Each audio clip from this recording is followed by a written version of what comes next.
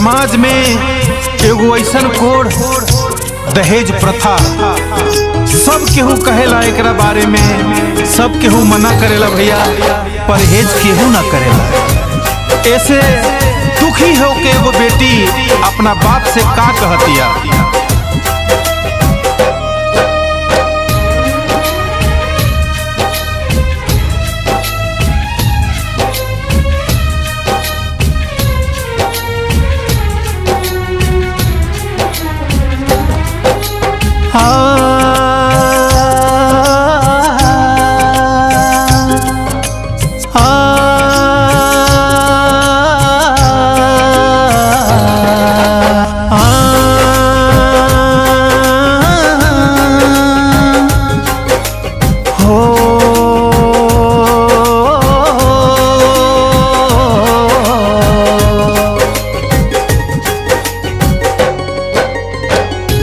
पापा रहब हम कुंवारे का हजूरी करेला, पापा रहब हम कुंवारे का हजूरी करेला।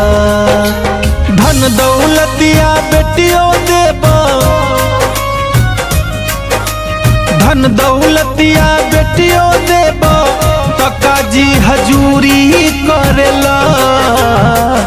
हो पापा रहब हम कुंवारे का मजूरी करेला, हो पापा रहब हम कुंवारे का मजूरी करेला।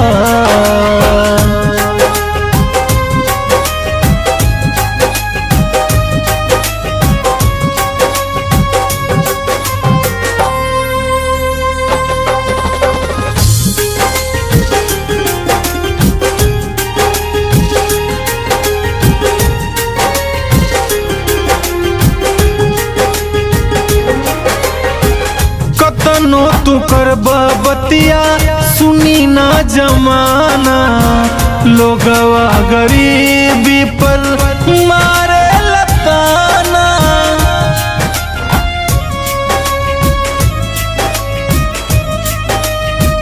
कतनो तू करबा बतिया सुनी ना जमाना, लोगवा गरीबी पर मारे लताना। दहेज लो भी मन है ना, दहेज लो भी मन है ना का सिर जोड़ी करेला।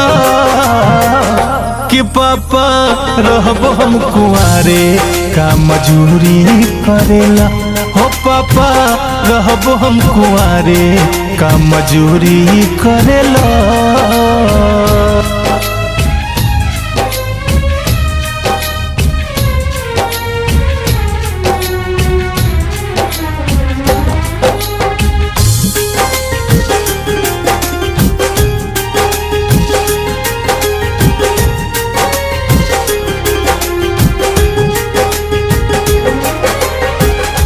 कैसन रिवाज लोगवा मांगेला दहेज हो, देला सफाई केहू करे न परहेज हो।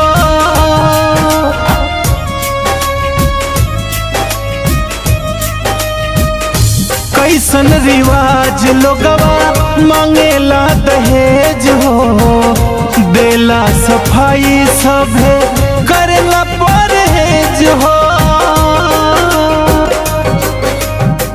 दुख रोई रोई का, दुख रोई रोई का बल जोरी करेला। कि पापा रहब हम कुंवारे का मजूरी करेला, हो पापा रहब हम कुंवारे का मजूरी करेला।